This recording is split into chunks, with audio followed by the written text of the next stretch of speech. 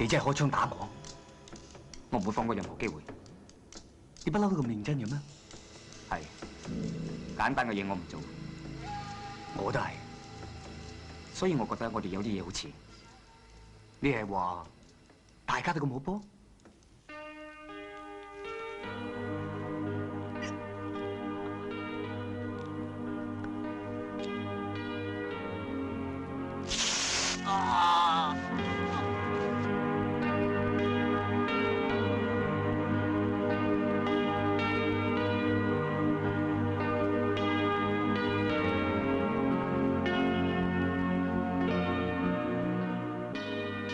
我相信正義，可惜冇人相信我。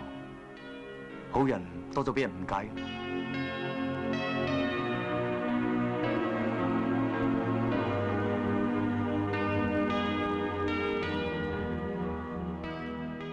Hello, everyone, and welcome to the fourth episode of our podcast, Heroic Purgatory, an Asian cinema podcast. My name is John, and with me, as always, is my co-host, Jason. Jason, how are you doing? I'm fine, thanks, John. How are you? I'm doing pretty good. More or less same as last week. Not much has changed. Still working from home. Still living in quarantine. Well, not quarantine really, but in relative isolation. Yeah, it's the same situation for me. I'm still in lockdown. Well, and just spending time watching films and writing about them. All right. So before we begin our discussion, we'll start as always with giving a short summary of what we've been doing in the past couple of weeks. So is there anything interesting that you've been reading or watching or playing or whatever you want to share with us? So I'm still reading Bonfire of the Vanities, and I had the chance to watch a number of films this week, some Heroic Bloodshed movies, just to get reacquainted with John Woo's filmography. Let's see, A Better Tomorrow, Hard Boiled, and City on Fire. And I also watched some Japanese films, Kokutai, which is a 10-minute experimental documentary about baseball, which looks at or uncovers the fascist imagery involved in the ceremonies of baseball games. And another film I watched was Atsushi Funahashi's international co-production Lovers on Borders, which was a work he filmed in both Japan and Portugal. And I think you wrote a review about this, didn't you? I did. The review was published on Thursday on V Cinema. So if anybody's interested, go ahead, please read it and let me know what you think. Yeah, and I'll be sure to post a link. Anything else you'd like to add? Well, I suppose not really. I might try playing Resident Evil 2 tomorrow. Oh, cool. I was never into those games, I guess. I don't know why. Yeah, I played them when they first came out on the PlayStation, and I bought the remake. Well, actually, it was bought for me for Christmas, and the remake has just stellar graphics, brilliant gameplay, and the horror imagery is so atmospheric. It's genuinely scary, even though I can suss out a lot of the game mechanics involved. What system is this? PlayStation 4. Oh, okay. Are you gonna get the PlayStation 5? It's a little bit out of my price range, and okay. the games are looking expensive as well for the next generation of consoles. Yeah, I think it's always better. I mean, I've never been one to get new consoles. In fact, the last console I had was 5 years ago. It was a PlayStation 3, which was weirdly stolen out of my apartment. There was a break-in, and that's one of the things they stole. Okay, was it like a special edition? No, it was just a crappy old secondhand PlayStation 3. But as a rule of thumb, I would say it's probably better to wait a little bit because the prices drop and you also get a better selection of games, I think. Yeah, games are released and then a year later you get the Game of the Year edition with extra content and a cheaper price. That's true. So yeah, day one purchases aren't really advised when it comes to video games. Unless you've got the money to afford it. To be fair to video games, there's a lot of content, so you get your money's worth eventually. That's true. And speaking of video games, last time I talked about starting playing Mass Effect. I finished that. Oh, well done. and I had my issues with it, but I enjoyed it enough that I think I'm going to play the second game. I'm not sure if I'm going to start soon or maybe I'll give it some time. But I've heard the second game is better, so I'm looking forward to that. And I mean, I still enjoy. I would like to follow the story a little bit more. Yeah. I mean, the story was fine. It was the gameplay that had problems. There were like a lot of tiny, tedious things that I just. It wasn't. I didn't think it was necessary. Like it just made the gameplay more of a chore than it had to be. But otherwise, I enjoyed it a lot, and I'm hoping the second title. I might just play the whole trilogy since I started. Why not? Yeah. You mentioned it was inventory management. Yeah, that was one item that I didn't enjoy. It was just tedious. You had to clean your inventory every time because it would get full, and like the actual process of cleaning it was just like very slow and annoying. Another problem with the maps, there was a lot of repetition. Like you go to a bunch of planets and all of them just kind of look the same, and like the rooms, a lot of them just look the same. So there was a lot of that. There wasn't a lot of variety in the exploration. Okay, that's a shame. So but the main, if you focus on the main story, I thought it was pretty good, and I'm hoping the second game kind of maybe is a little bit better, but we'll see. Yeah, I made it halfway through the second game and I stopped playing. Okay, what did you think of it? I was enjoying it, but this was a time when I sort of transitioned into watching more movies than playing video games. I see. So after that, as promised, I did watch one Anne Hui movie, Simple Life. Mm-hmm. I strongly recommend it. I enjoyed it a lot. It's about. I mean, the story is quite simple. There's some ties to cinema, which I enjoyed. That essentially the caretaker of a family that's worked for a healthy family for 60 years suffers from a stroke and has to be sent to an institution, and the younger son of that family kind of takes care of her. Yeah, it's the Andy Lau movie, right? Yes.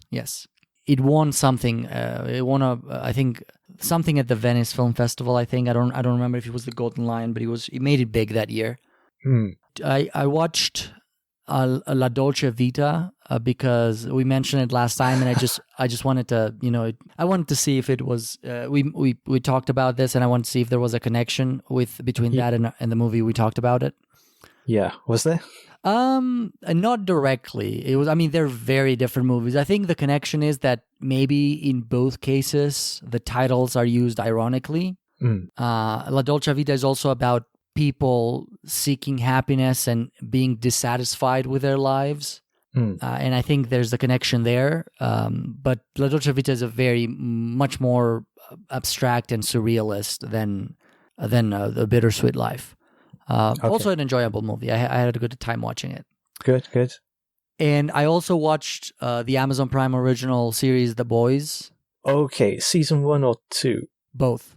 Okay. I haven't finished season 2 yet.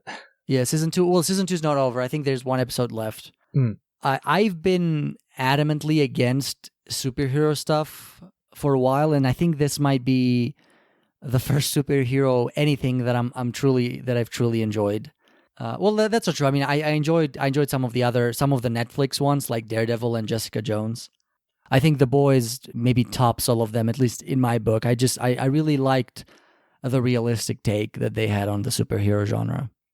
Yeah, very cynical, very anti-superhero. I think it's an improvement on a comic book as well, or the graphic novel, I should say. Have you read the graphic novel? Yeah, it's a sprawling series. The series made me want to check out the comic book because this is the first time in a while that I'm really excited about a series, be it a book or a film or whatever. And I kind of want to know what happens, but I'm getting the impression that maybe the series doesn't follow the comic book faithfully. No, it seems to come in at an earlier period of time, and it doesn't give at least from what I've seen so far, it doesn't give the main characters Compound V from the outset, like the comic book does. Generally, it follows the plot, but okay. there are some elements that haven't happened yet that are near the start in the comic book. I see. Oh, I see. I see. So the timeline is a bit different, I guess. Yeah. Yeah. I'm kind of saddened that there's only one episode left in the second season. Hasn't it been announced that there'll be a third season? Oh, there will be, but it's just gonna like I'm just saying I'm gonna have to wait for it, and I'm not a very patient person. Yeah. Yeah. But yeah, the one criticism that I would have is I don't know if you've gotten to that part yet. How much of season 2 have you watched? I watched the first 2 episodes, and then I had this really busy period of time where I was writing every day. I got to the part where Kimiko has met her brother, and the boys have effectively kidnapped him. Okay, but you have gotten to the part where they introduce Stormfront. Yeah. And because you've read the comics, you know the twist about Stormfront, right? Yeah, so I'm gonna spoiler if anybody's listening and doesn't want to find out. It turns out it's revealed that Stormfront is a Nazi and she's like 100 years old or something. To be fair, she's like the clue is in the name, and she's from Portland, Oregon. But yeah, and I think the one change that they did from a comic is that they reversed the gender, right? And that's my criticism is that the actress who plays Stormfront just doesn't sell it as a Nazi for me. Like she just doesn't have that meanness. Like she essentially is she's an ex-Nazi that essentially plays a white supremacist, like an extreme right-wing white supremacist in the show. I mean, like that's essentially how you would interpret it in modern times. And she just doesn't sell it for me. I'm sorry. I just don't like. I wish they'd chosen an actress who can do mean a little more believably. But it's not. I mean, it's such a nitpick. It just sticks out to me every time I see her saying something racist. It feels so forced. Okay. Like there's like a hesitation whenever she's trying to be racist. There's like a hesitation in the actress that just.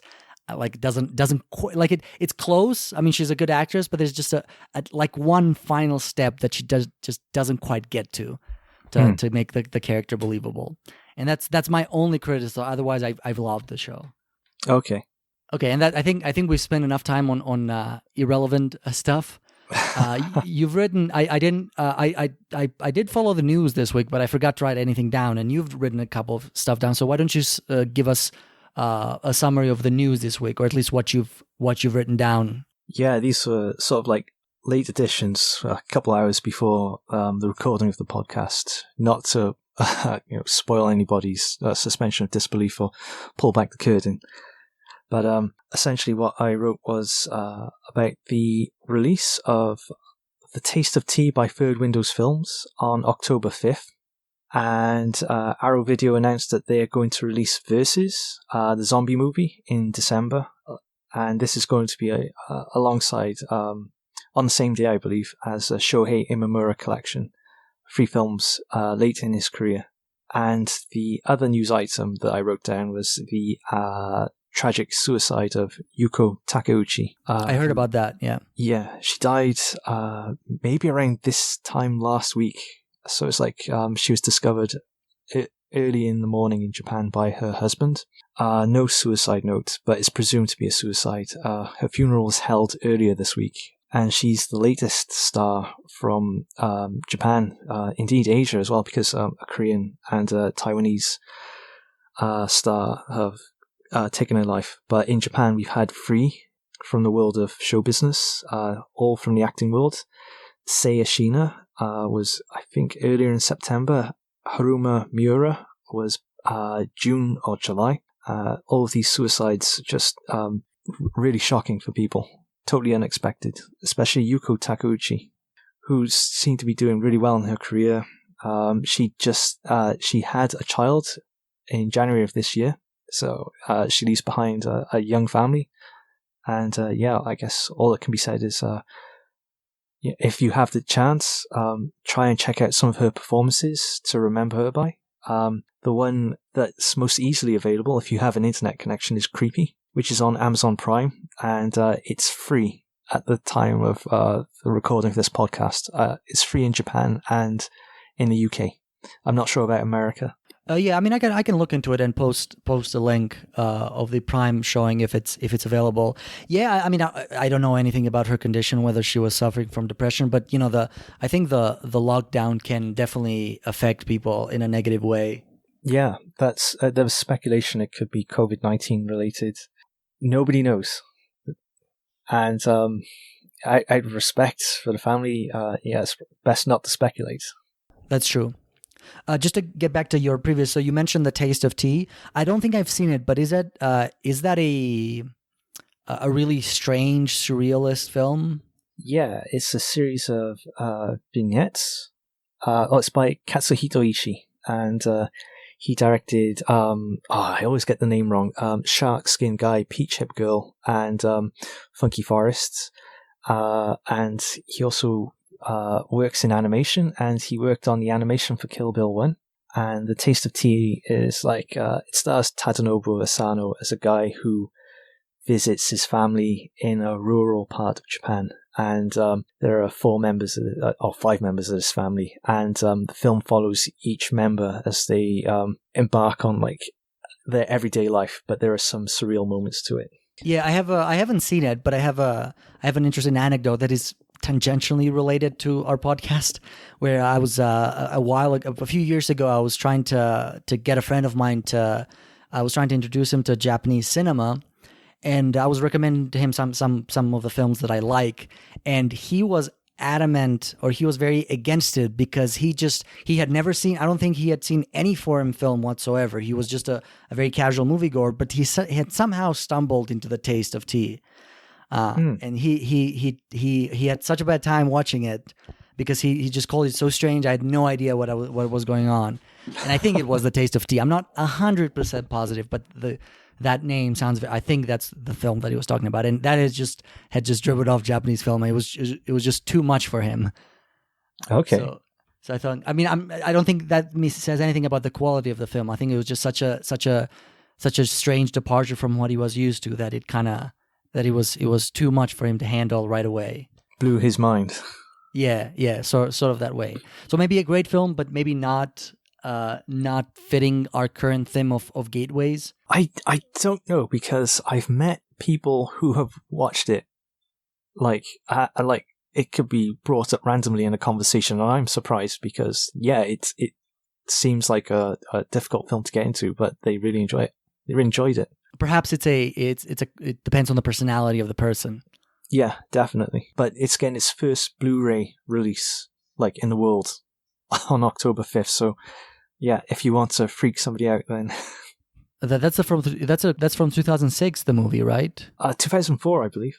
Okay, yeah. So I remember it was not recent. So that it took a while for it to make Blu-ray. But that might be a chance. I might have to check it out. Yeah, the Third Window Films Blu-rays, I think, are region free, so viewers in America and around the world should be able to enjoy them. I'm not entirely sure, so please do your research before purchasing anything. Yeah, of course. All right, so I think that might be a good time to jump into the film that we're talking today. And as I mentioned, or I don't know if I mentioned it, but either way, you'll see it in the title of the episode. We're talking about The Killer, written and directed by John Woo, and by the Hong Kong filmmaker John Woo, and then produced by Tsui Hark, a long-time collaborator of Woo. As usual, Jason, would you like to give us a plot summary of the film? Okay, so the story follows an honorable hitman named Ah Jong, who takes on a job for the Hong Kong Triad.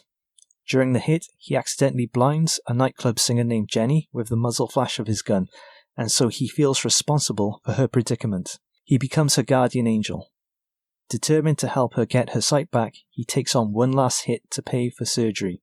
This hit puts him in the path of Li Ying, a loose cannon detective with a burning sense of justice, who becomes obsessed with Ah Jong and tries to arrest him at every turn.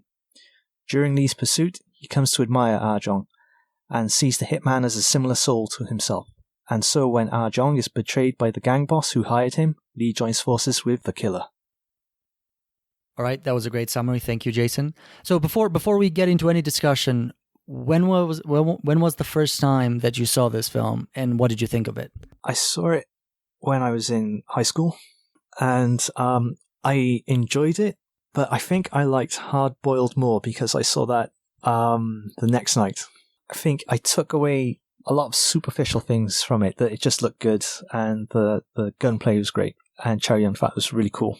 Yeah, I agree. I think my story is quite similar. I saw it in high school, late in high school, and this was the first John Woo film that I watched, and then I immediately watched anything of that time, of his Hong Kong, pre-Hollywood Hong Kong era, because then he returned later. Or he returned to China. I'm not sure if his recent films can be classified as Hong Kong films, but either way, I watched everything of his at the time, and he was a filmmaker that that heroic bloodshed genre that he pretty much invented, or maybe reinvented would be the best way, depending on where you stand on this.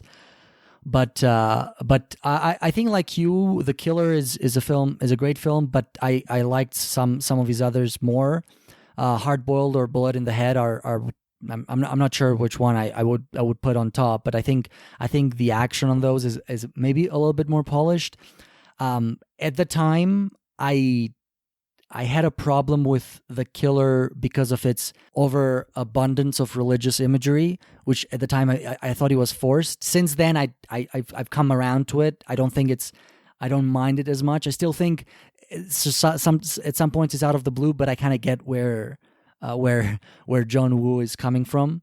Yeah. But another thing that I would point out, and this is not a criticism, this is an observation, is that we've done 3 episodes so far. In all of them, I specifically emphasized minimalism and how much I appreciate it. But this film is anything but that. Is the opposite of that. Maximalist. Yeah.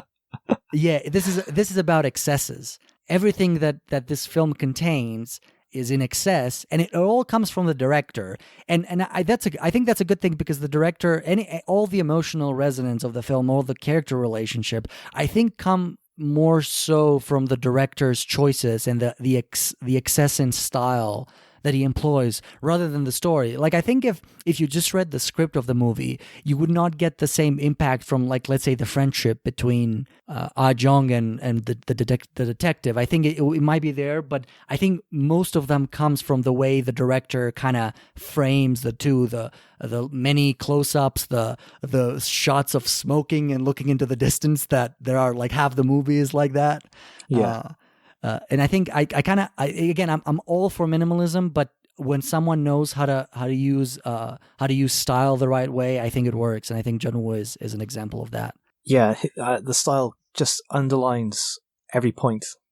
So, like, the use of slow motion to accentuate or a death, the use of a freeze frame on the main characters as they smile, as you see they've cemented their bond, their brotherhood. This is one rare occasion where usually I'm used to freeze frames being used at the end of something, like at the end of an episode or at the end of the movie. But he just uses freeze frames in, like, in the middle of a scene, or at the end of a scene, but just in the middle of a movie, as they, like, look at each other or something.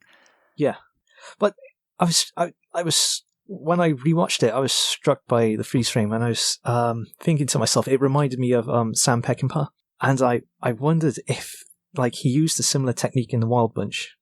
You have to maybe explain. I'm personally not familiar with that much with Sam Peckinpah's filmography, and some listeners might not. So would you mind elaborating on that a little bit? So Sam Peckinpah is an American filmmaker. He worked in Hollywood, and he made ultra-violent films. And probably his most famous ones are Cross of Iron, The Wild Bunch, Bring Me the Head of Alfredo Garcia. Oh, I think I've seen that one. Yeah, that's a good one. Warren Oates, a piano player, goes on a bounty mission. And he did Straw Dogs as well, which is set in the English countryside. It's like a siege movie with Dustin Hoffman. But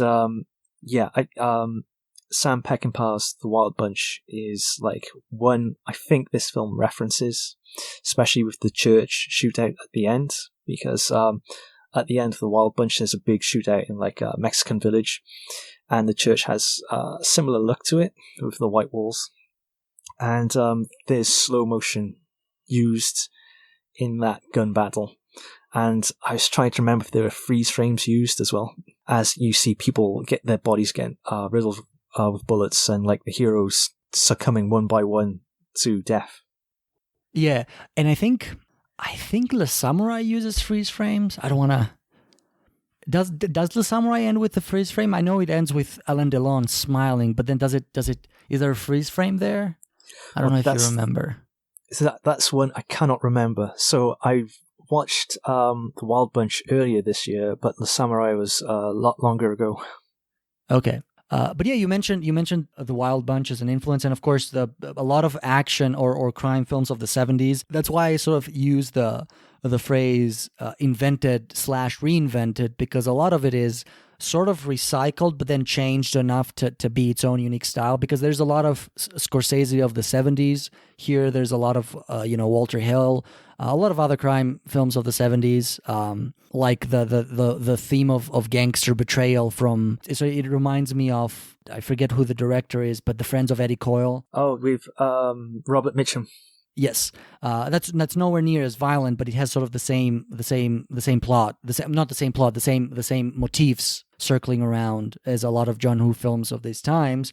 And of course, we mentioned Melville and the Samurai, another very similar film with Killer, essentially circling back to our episode last week, which I don't remember if we mentioned it last episode, not last week. It's been 2 weeks for us, I don't remember if we mentioned it, but I'm pretty sure Kim Ji-woon was influenced by John Woo in the films that he did around this time. I don't think we mentioned Kim Ji-woon being influenced, but this is like a familiar sort of tale from movie making, in the sense that John Woo was like a big fan. Like growing up, he watched a lot of American movies, and he's very influenced by Hollywood movies. And I think he's mentioned that Mean Streets prompted him to go into like the gangster genre. And I think he's said that he's been quite open about Le Samurai being a big influence on this film as well, being a big influence on him as a filmmaker. And then Western filmmakers like Quentin Tarantino will discover Hong Kong cinema and John Woo, and they'll recycle or they'll be influenced by what they've seen. Yeah, and I think what John Woo brings to the table is the stylization of these motifs, which is not usually, if you look at the Samurai, the style is again more towards minimalism, more towards more with less. With the character wearing a trench coat and looking cool and just being the cold-blooded assassin who wears sunglasses and just smiles at the camera, whereas John Woo takes the same emotions or the same coolness, for lack of a better word, and expresses through acrobatics, through gunplay, through showing gunplay like essentially a traditional Chinese swordplay and martial art. Yeah, I'm sure I read somewhere that like he revolutionized Hong Kong cinema in the sense that he made martial arts films but with guns. Yeah, and going back, we're gonna. I would like to have a separate section about the influences, but this reminds me a lot of Cowboy Bebop. I don't know if you've seen that anime. Yeah, some of the fights on Cowboy Bebop are kind of taken out directly out of the Killer. Yeah, probably most explicitly episode 5, Ballad of Fallen Angels, where Spike and Vicious fight in the cathedral. Literally, there's a sword versus a gun, and they're sort of equal in a sense, which kind of takes the juxtaposition of sword fights with guns and literally puts them against each other, like swordplay and gunplay together. I did mention the use of religious symbolism a little bit in the beginning, and I generally always, this is just my personal, it does not reflect reality at all, but I've always found it a lot of place when I see Asian filmmakers like referencing what are traditionally Western religious, but Christianity, of course, is very widespread in Asia, so that's not at all. That shouldn't be a surprise. I don't know why I always find it out of place. But John Woo grew up Christian, and I think there's an anecdote which I in the research for this episode I wasn't able to find, but I think I should try to find. But I remember reading an interview of him of how he became religious, and I think he's mentioned that he grew up very poor. More often than not, the church would be the one that would give him food, or would, through charities organized by the church in his area, his family was able to receive enough food to survive. And I think that kind of made him not only become religious, but wanting to be a priest for a while. Yeah, his family were Christian, and so they fled mainland China to Hong Kong to escape persecution. And I think he went to a Christian school. I'm not sure what denomination, but from what I remember, it was set up by an American. Still, that's fine. But what do you make of this juxtaposition of extreme violence with with religion, and literally the final scene taking place in a church? Well, I suppose the entire film seems to be about one of the themes of the film is atonement. Ah Jong is trying to atone for blinding Jenny, the singer, and he has to perform that ultimate sacrifice at the end. One of the characters mentions that God accepts all good and evil, and that's another theme in the film, as you have the two main characters who are representative of good fighting the gangsters who are blowing up the church essentially, and who are the forces of evil. So I agree with your discussion of atonement, but one thing that I'm not quite able to figure it out is he doesn't. I mean, you'd expect sort of his path to atonement to give results, but in the end it doesn't, right? He gets, his eyes are damaged, so he's not able to actually get what he wants, because there's that scene where he says, if I die, save my eyes and give them to Jenny. And you would expect that would be his sacrifice. He dies, but he's able to, his final act of goodness that completes his redemption is giving his eyes to Jenny. But that doesn't happen. His eyes, he survives. We don't know actually how the film ends. It's ambiguous, but presumably he survives. But his eyes, and that seems like a punishment, like a very cynical punishment in my, for lack of a better term, to categorize it for the character. I don't know if you would agree with that. No, it is it's kind of bleak. It's poetic justice as well. But I was expecting him to die. He would get shot in the chest, say, and that his eyes would go to Jenny, and that would be a perfect moment to close the film. But his eyes are damaged, he dies, and spoiler alert, the cop becomes the killer as he takes out the gang boss. And so it's kind of like the bleakest ending you can get. And there's on YouTube, there's the Bay Logan commentary where he goes into how the film had an alternate ending where the killer, Ah Jong, dies, but Jenny gets the surgery, and the cop joins her at the airport. And that wasn't filmed because Sally Ye had commitments elsewhere. So they had to just finish at the churchyard with that bleak ending. And I think that ambiguous, whether you interpret it as bleak or not, depends. It depends on where you stand on.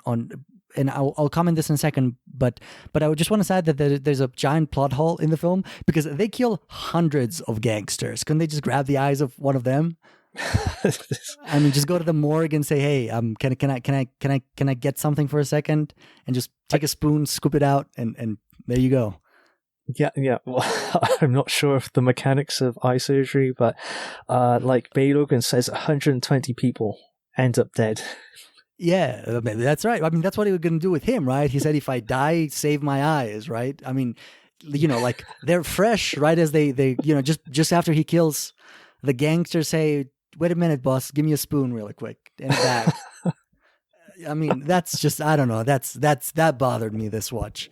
But that aside, so I think, yeah, I don't know. I think by most likely this is a bleak end and a bad ending, but I think it's maybe it's a moral ending, like you could interpret from. And I've already confessed that I'm not religious at all, but I think if you start from a religious standpoint, it's maybe the moral ending, because you could argue that a person like Ae-jong does not deserve redemption. He's past, he's beyond the point of no return. And the most, in discussions of Christianity, there are generally, God is one in two ways. He's either forgiving or he's vengeful, and he's actually both at the same time. So that is, I think we see both examples of the conception of God in this film as the forgiving God, where in one of the instances where, let's say, Ah-jong survives being shot, like at the church, where they're showing him taking the bullet out, and then there's the vengeful God that doesn't allow him to finally save Jenny at the end. And I get in some strange way that can. I'm not sure where I'm going with this, but it's one way to look at the ending, I think, and maybe the way that Jong-un looks, if he was truly trying to be a priest at some point of his life, he's probably studied all this, and he knows there's probably biblical references that I don't recognize in the film, but there are there possibly. Yeah, I suppose it could also be, how could you rehabilitate a killer such as Ah-jong? And if you look at other examples of heroic bloodshed genre, like the heroes often die or they're arrested. Yeah, but not all of them end as bleakly as this one. Like, for instance, take the movie that we discussed last week. The hero dies, but the girl is safe, makes it out okay in the end. Right? Whereas that doesn't happen here. The girl is, who knows? I mean, who knows what happened at the end? But it's certainly, she definitely, if we assume that they're not going to go after the gangster's eyes, there's really, she's just going to remain blind. And I think this is, I'm not a medical expert, I don't know, but I think the point is made in the film that there's a limited time that she can do the surgery. After a while, there's no hope for her, and I think the deadline is soon. And since it's assumed that his eyes are no good for the surgery, she's probably going to be blind for the rest of her life. Did you get that thing from the film? I did. At the church, throughout the film, it seems like her vision's gradually fading, and then in the church, which is lit by like a million candles, she's asking, why is it so dark? And that's like her vision has just finally gone. Yeah.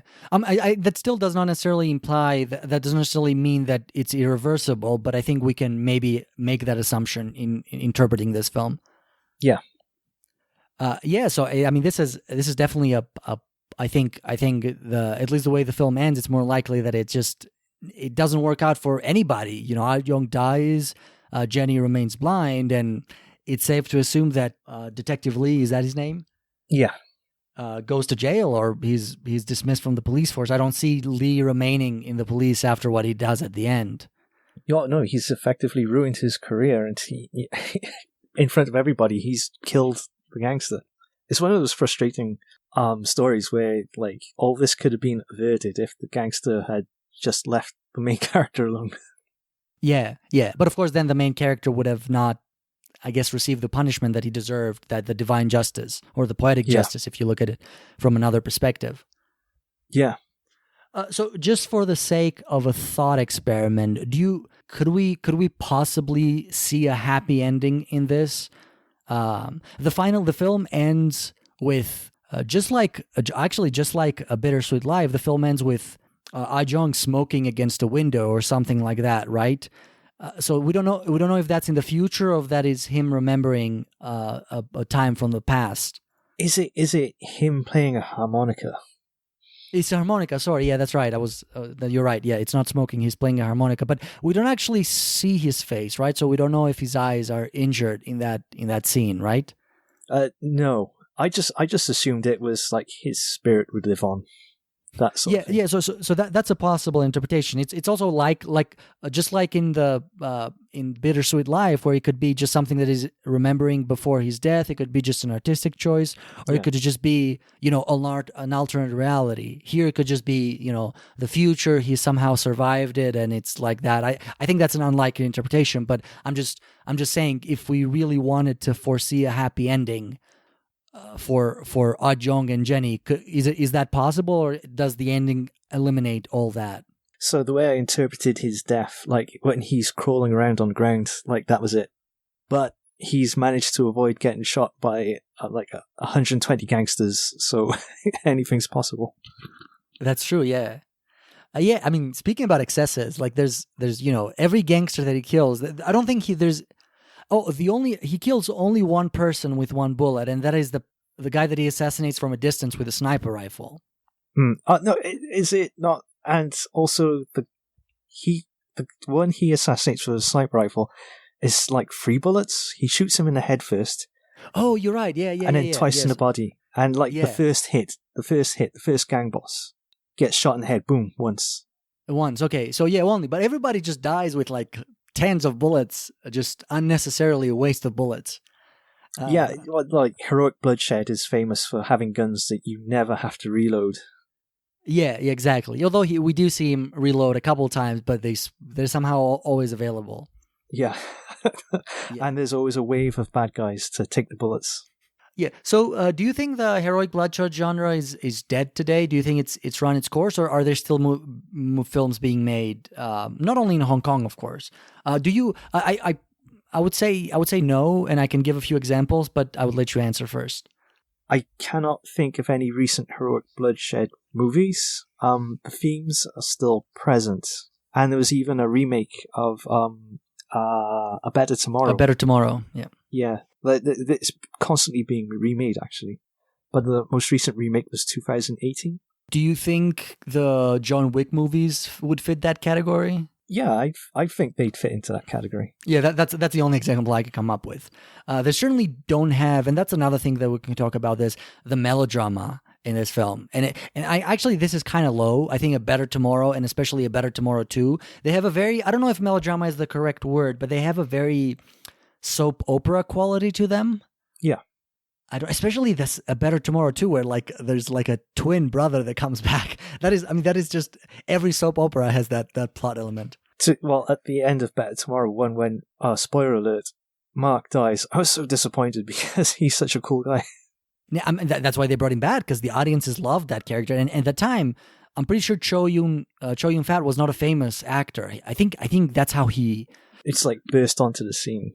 Yeah, let me think. I think he was like working steadily in TV. He was kind of like he maybe like a matinee idol, perhaps, but like he was starring in independent movies. Oh, I guess yeah. Yeah, I think he had acted in a couple of critically acclaimed dramas. Yeah, that didn't do well in the box office. Yeah, but not action. And I think this film, and maybe The God of Gamblers, I don't remember what year that was, maybe one year after this, I think these two films kind of really rose him to prominence as a star. Before that, he was a well-respected actor. And I think A Better Tomorrow was the one that kind of put him on the map as an action star. I mean, I think he was liked so much in that film, and he was really the best character in that film, or at least my favorite character. Yeah, he shows such fantastic range: comedy, drama, and action. And he's like, you can see that star quality that, like, in The Killer, even though it's a 2-man show, he ran away with it. Everybody remembers Chow Yun-fat. Absolutely, yeah. I still think so. First of all, I still think, even though I like you, I was very disappointed that he dies at the end of the first film, and when I read that he is in the second film, I was happy. I think it's still think it's extremely cheesy how they brought him back. It feels such a soap opera, and I think all of John Woo's films, maybe with the exception of some of his later ones like Bullet in the Head and Hard Boiled, they toned down the melodrama slightly, I think. Although I haven't seen Hard Boiled in a while, so maybe I'm not remembering it quite right. No, it's quite interesting watching City on Fire for the first time in a long time. Recently, that is Ringo Lam, right? Ringo Lam, yeah, and I think it was made a year or a couple of years after. I think that was 1987, so it was made 1 year after A Better Tomorrow. Yes. So like that's like you can see the difference in terms of quality, in terms of direction, but that's like City on Fire is incredibly gritty. Yeah, I think I like. I've always appreciated Ringo Lam for that. Like, he has a bunch of On Fire films. Yeah, Prison and on Fire, School on Fire. School on Fire, and all of them are really dark, and he's not afraid to pull punches, and I've always enjoyed that of him. I don't want to say more realistic, but he even, like, I think through his grittiness, he touches on maybe a lot of social issues, like in School of Fire, he touches on the abuse of women and young women. There's a commentary on that a lot, but without being familiar with what abuse is like in Hong Kong. It seemed to me like he was specifically addressing that issue on the film. Whereas the themes that John Woo tackles are maybe a little more, I don't want to say maybe as relevant, but a little bit more universal, or broader. a little bit more broader, abstract. Yes, that's right. But also, didn't Ringo Lam die recently? I think, it's 2018, I think. Or maybe last year. No, 2018. You're right. Yeah, December 2018. I thought it was a bit more recently. Anyway, but yeah. So I kind of. So you're right.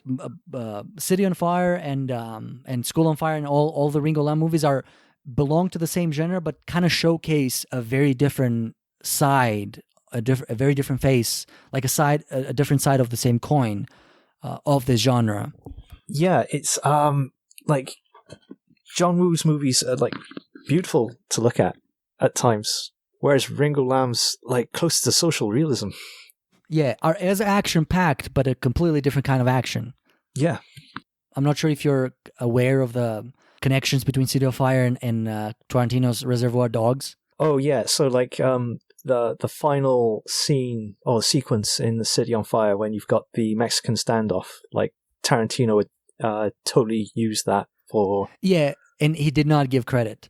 So there's Mike White of the Projection Booth, an incredible podcast. I recommend everyone listen to it. Did a short film when he was in film school. It was forever ago. Actually, I don't know. It was in the 90s, so not forever ago, but it's old, and it's on YouTube. You can watch it. Where he kind of it's called "Who Do You Think You're Fooling?" And he points out he compares them side to side. You know, the scenes in Reservoir Dogs and the scenes in City on Fire. Yeah. It's an interesting thing to check out. Completely unrelated to our podcast, but I just thought I'd give him a shout out. It's always interesting to dig through the crates and find these things. Yeah, and I think Tarantino. Speaking of Tarantino, his early influences I think maybe up to Kill Bill, up and including Kill Bill, are mostly John Woo, especially his not only violence but stylization of violence is I can see more John Woo there than anybody else.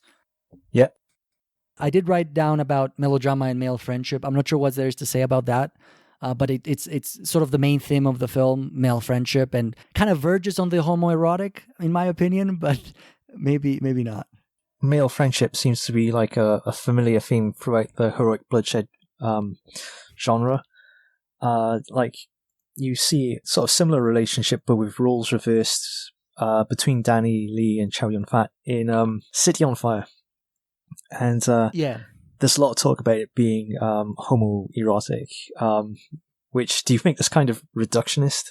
I think it's not fair, but not quite reductionist. I can see why people think that, because Danny Lee's pursuit of Ah Jong is obsessive, and some of the scenes where he's talking to the police sketch artist, for instance, and he's describing Ah Jong, and he's like, oh, he's got I can't remember the exact quote, but it's like he's a killer, but he's not ruthless. He's manly. He's different from the average assassin. Yeah, when he describes him, no, that's definitely true. There's hints there, and like his partner is looking on, like with a knowing smile. I think the music and the long gazes into the blank stares into the distance don't help, certainly.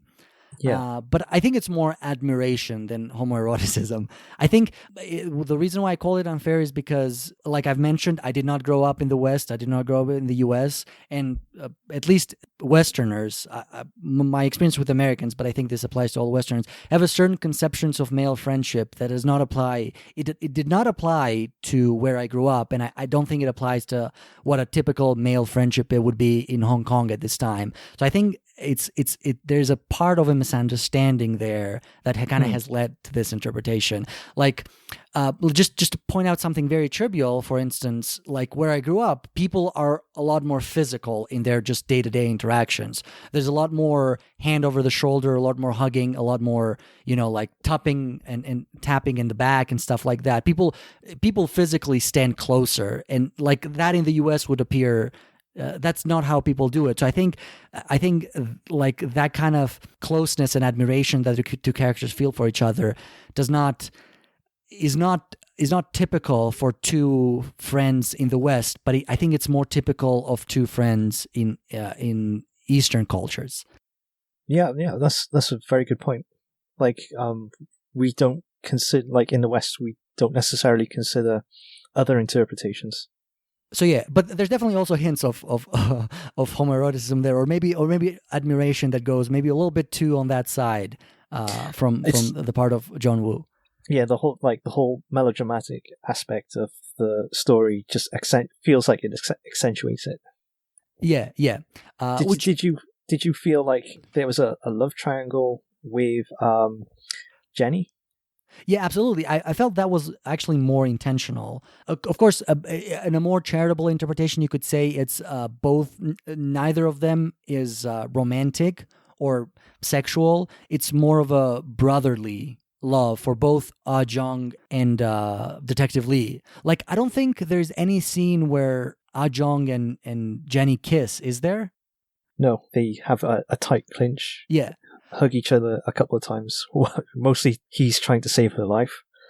But there's no physical intimacy beyond that. Yeah, and I think to go back to the religious connotation of the films and to use a word that you used in your plot summary, guardian angel, I think the director maybe is taking that almost literally. Like I think Ah Jong at the beginning and maybe Detective Lee at the end, they are almost literally Jenny's guardian angel. So there's no really in that triangle. So maybe it is a triangle, but it's not a love triangle in the sexual sense. Is a more something more immaculate, something more abstract, something more conceptual, like a protector, a triangle of protections between three. You can call it brotherly love, you can call it her two guardian angels, or whatever you want to call it. But I think that's what I think the intentions of the filmmaker was at this. I don't think, even though there's a lot of sexuality that comes out of it, because the actors are human and they have enough chemistry to merit that interpretation. I think sort of what the story intent in that is more platonic and more on the ideal or conceptual level. Yeah, I totally buy the idea that Detective Lee develops this fraternal relationship with this guy who he comes to admire. Like that's every beat of the story is he's finding out Ah Jong is an honorable guy and is closer to him than maybe his police colleagues.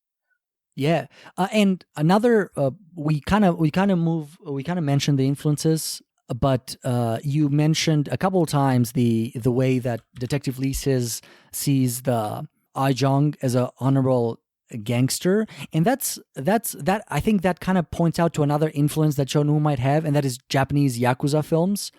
Because correct me if I'm wrong, but isn't that a very common motif in it's very common in a lot of Fukasaku film, but even pre-Fukasaku films, that the honorable gangster was a very prominent character in Yakuza film, either honorable gangster among honorable gangster, or an honorable gangster, the last honorable gangster among a changing landscape where gangsterism or the Yakuza business is no longer honorable. Yeah, Ah Jong and his handler talk at points, and they're like, they're effectively saying we're relics of the past because we still believe in honor. And when you hear dialogue like that, it immediately puts you in mind of Ken Takakura films. Like his films are very popular across Asia.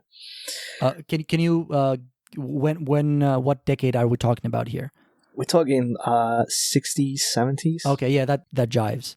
Yeah, and like that's a familiar plot that the honorable gangster has to come to the defense of like a civilian, and he has to take out the bad gangsters who have no honor.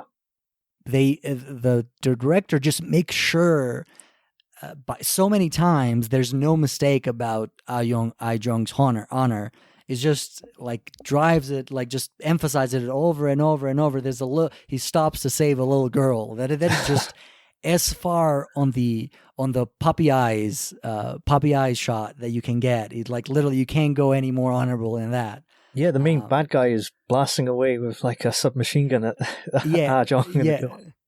Yeah, exactly. And he like waits till she's okay and we see her hand moving and then he finally leaves. Like it's just, there's no mistake and he just makes sure to like emphasize that. Yeah, and the heroes are wearing white and the villains are wearing black at the very end.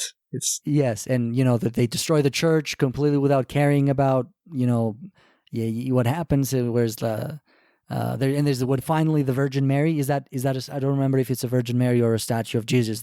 I think it is. Yeah. It's the Virgin Mary. Yeah, he just makes sure to like show that in slow motion when it happens. Yeah, a monk gets shot as well.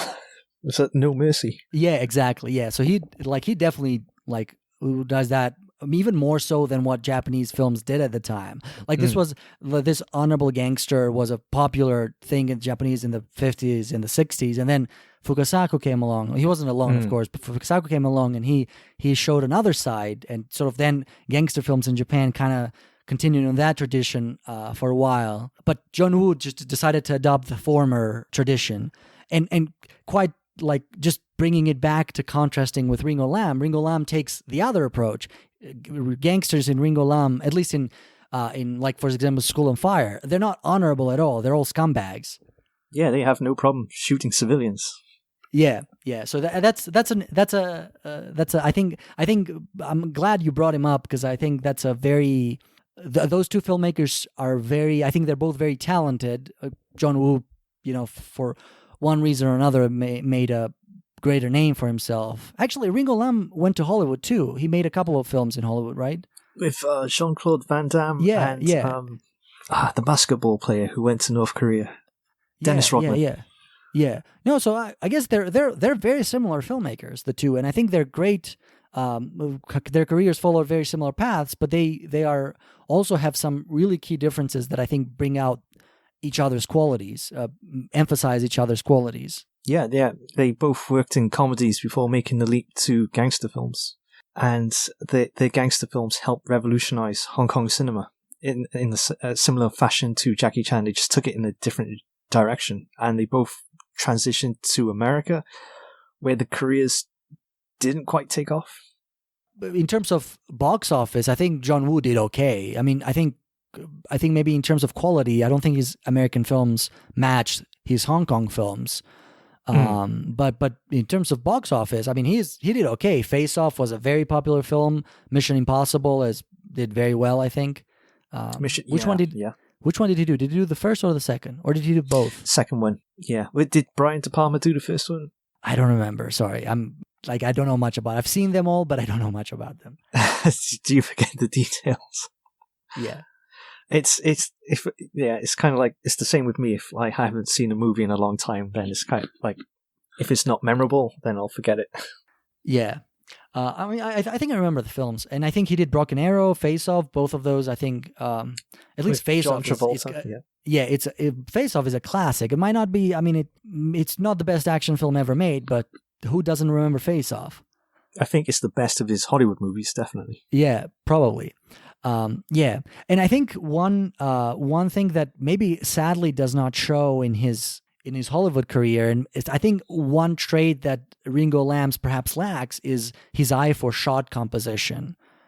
Just the shot composition, especially in The Killer. I think The Killer might be his best example of that. I think it's so great. I just kind of when I was watching this movie, I just paused in some scenes just to admire how he put together the shots. I think he's great at that. Like this was more of an accident, but there is a shot somewhere in the middle or on the second half of the film where Chow Yun-fat sits by a window and smokes a cigarette, and a plane passes by.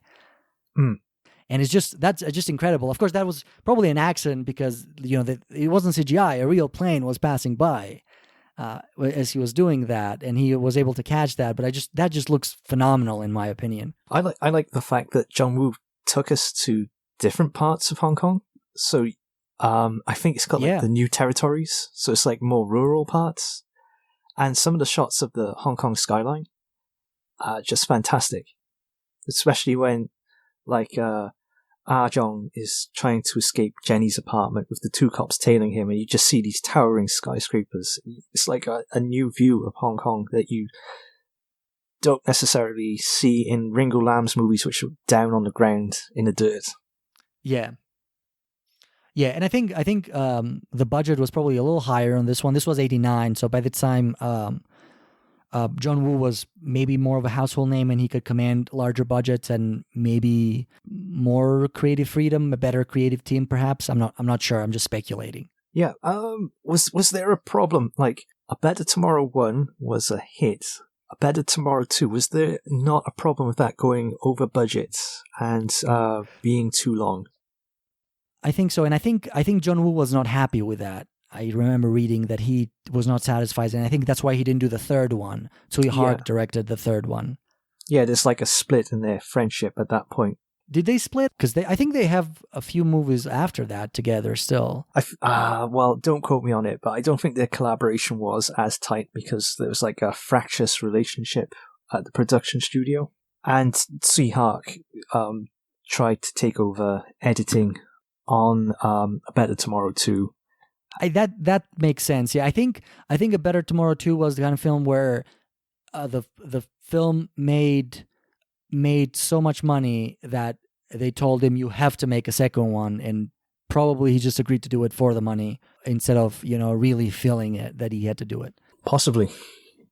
There's an interview on YouTube with Tsui Hark where he goes into the detail of the studio film workshop and some of the problems. It seems like the people at the head of it were arguing with each other, and they were like desperate to keep making hits. And it's worth checking out. Yeah, but I think even so, I think A Better Tomorrow 2 was successful at the box office, and The Killer certainly was. It was slow to catch on in Hong Kong. Are you talking about The Killer or A Better Tomorrow? The Killer, because of that's true. Because of that crackdown in China, Tiananmen Square, right? Yeah. But it was also very critically critically successful. It won a bunch of awards. It was sort of ahead at it was heavily featured in the 1989 Hong Kong Film Awards. It won Best Director for John Woo and Best Editing, and it was nominated for Best Film, Best Supporting Actor, Best Screenplay, and Best Cinematography. It did not win those. Actually, who won those? Let me look it up really quick. I think Chow Yun-fat won Best Actor, but for the film All About Ah Long. All About Ah Long, which I have not seen. Mm-hmm. Yeah, neither have I. Jackie Chan was nominated that year.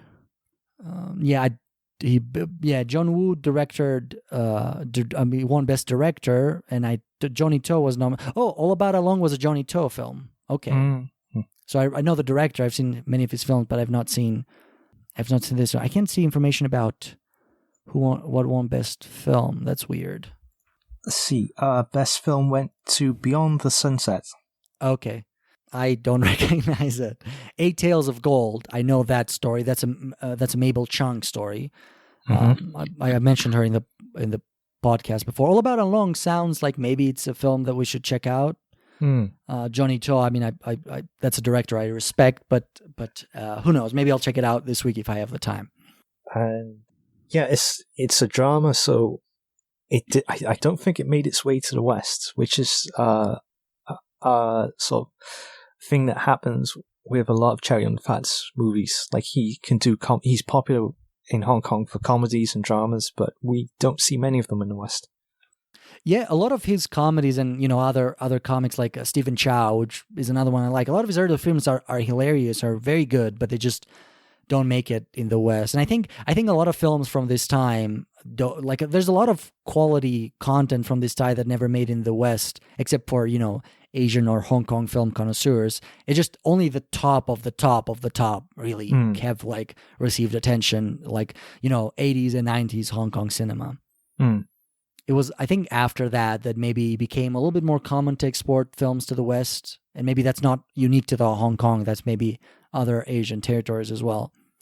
Yeah, it's like genre cinema. It's easier to sell. So, especially if you've got something like The Killer, you could like the way John Woo films it. It's really easy for audiences around the world to understand, and the themes are broad enough that it can appeal to anyone. So that's a no-brainer in terms of what do you export. Yeah, I'm reading, just skimming the thing here. It looks like it was well received in the West. I'm not seeing any box office number if it received any theatrical release or it was just all home media. But based on the legacy and how many Western filmmakers this film has influenced, I think it's safe to say that it was well received in the right circles. We already mentioned Quentin Tarantino as a big having been influenced a lot by John Woo. I would say Luc Besson, his early films are very much influenced by John Woo, like Leon the Professional and La Femme Nikita. Yeah. The Matrix takes a lot from John Woo. Well, according to the Bay Logan commentary video on YouTube, that one of the stuntmen in The Killer, you see him die twice in the film. He actually went on to work with Yuen Woo-ping on The Matrix. That's right. I'd heard that. And Yuen Woo-ping, what's his name again? I want to make sure I'm pronouncing it correctly. Yuen Woo-ping. Yuen Woo-ping. He worked. I think he worked in some well-known Hong Kong films, right? Yeah, Iron Monkey is probably like his most famous, but he also worked with Jackie Chan on Snake and Eagle Shadow. I think yeah. I had heard of that. Thanks for bringing it up. And you have here Black Lagoon as well as a film that was influenced. Yeah, so Black Lagoon. I don't know if you've ever seen it, but there's a character who is essentially Mark from A Better Tomorrow. He wears the duster. He's got the scarf.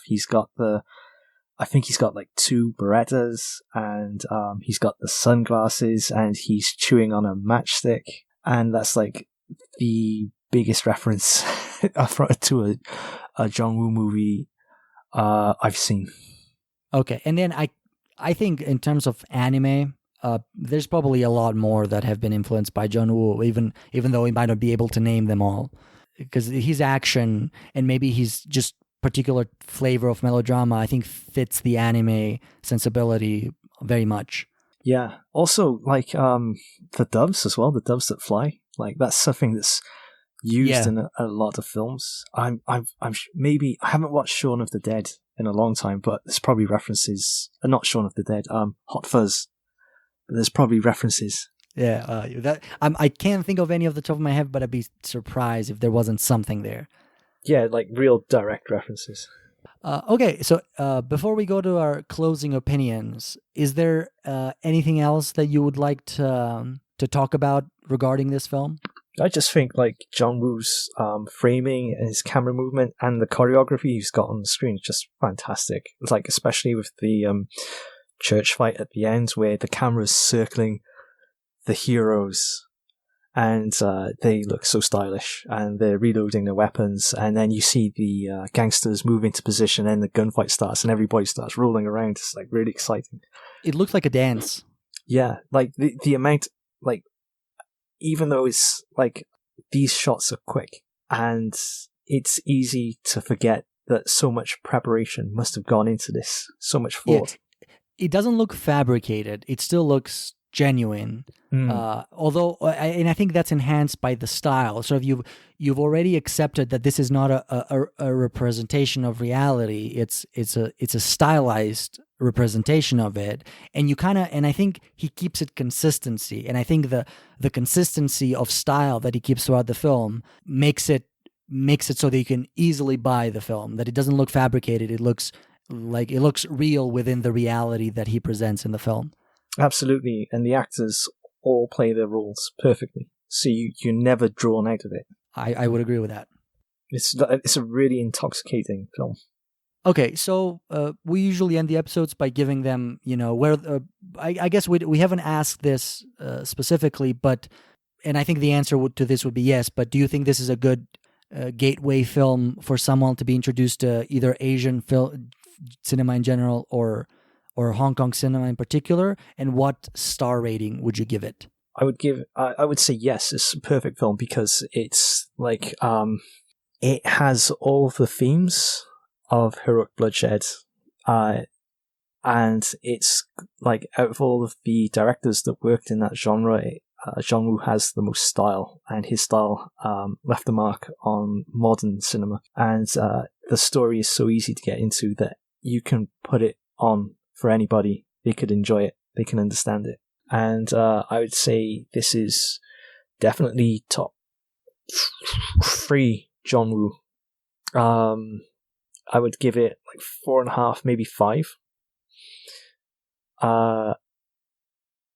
In terms of like top 3, Better Tomorrow, Hard Boiled, and this, and I like them all equally, but for different reasons. Okay, that's great. I would say I would agree with you on the accessibility. This film is very accessible. There's really not any cultural references that you have to get, as opposed to a filmmaker that I keep comparing to, like Ringo Lam. I would definitely want people to familiarize themselves with Ringo Lam. I'm sorry if I'm mispronouncing that, but I think it's not someone that you can introduce someone to Hong Kong cinema with. Whereas John Woo, and especially The Killer, it's so easy to get into, whoever you are, wherever you live. So yes on that. If it's a star rating, I'd say it's a 4. I think. I don't know why I can't go quite as high as a 5. Maybe because I'm just the kind of person that appreciates minimalism a lot more. So maybe that just prevents me from giving it that extra star. Okay. But it's very good. As of top 3, I'm gonna refrain from giving that because I haven't seen all of him. I've seen all of his films, but I haven't seen them recently. So I don't want to give something that ends up not being correct, or that I'm not remembering it right. Okay. All right, so that was it for this episode of Heroic Purgatory, an Asian cinema podcast. Hope you all stay safe, and see you in a couple of weeks.